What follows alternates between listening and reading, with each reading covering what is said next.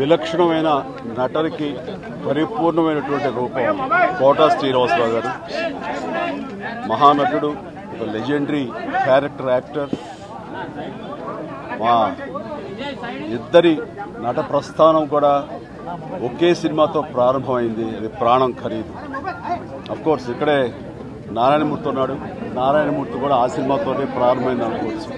So సుదీర్ఘమైనటువంటి ఈ నట ప్రస్థానంలో మా అనుబంధం వెనవేస్తుంది. అంతా ఇంత కాదు. ఆయనతో నటిస్తున్నప్పుడు తెర మీద ఆయన నటనను చూసి అద్భుతం అనుకోవడం వేరు, వ్యక్తిగతంగా 1-to-1 కూర్చున్నప్పుడు ఆయన చేసే చమత్కారాలు కానీ చెప్పే జోకులు కానీ అవి ఆద్యంతో చాలా ఉత్సాహపరుస్తుంది. దాంతో షూటింగ్ ఉందంటే కనుక ఇవాళ కోటా శ్రీనివాసరావు గారు ఉన్నారు, ఇవాళ చాలా హుషారుగా బాగుంటుందని ఉత్సాహంతో వెళ్ళేవాళ్ళం. అలాగా ఆయనతోటి ఒక అనుబంధం పెనవేసుకు వెళ్ళింది. ఇంకా ఆయన చేయలేని క్యారెక్టరు, చేయని క్యారెక్టరు, మాట్లాడని యాస, మాండలికాలు లేవనే చెప్పాలి. అంతగా పరిపూర్ణమైనటువంటి నటన.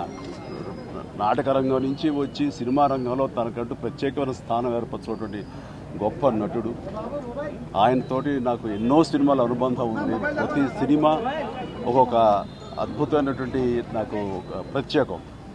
అండ్ అలాంటి మా కోటా శ్రీనివాసరావు గారు ఈ రోజున లేరు అనుకోవటం అనేది నిజంగా చాలా తీరని లోటు. అండ్ ఇది వాళ్ళ కుటుంబానికి, పరిశ్రమకి తీరని లోటు. అలాంటి మహానటుడు, అలాంటి వైవిధ్య పాత్రలు పోషించేటటువంటి విలక్షణమైన నటుడు మళ్ళీ వస్తారని అనుకోవటం లేదు. అలాంటి నటుడు మనకు దొరకరేమో కూడా, ఉండరేమో కూడా.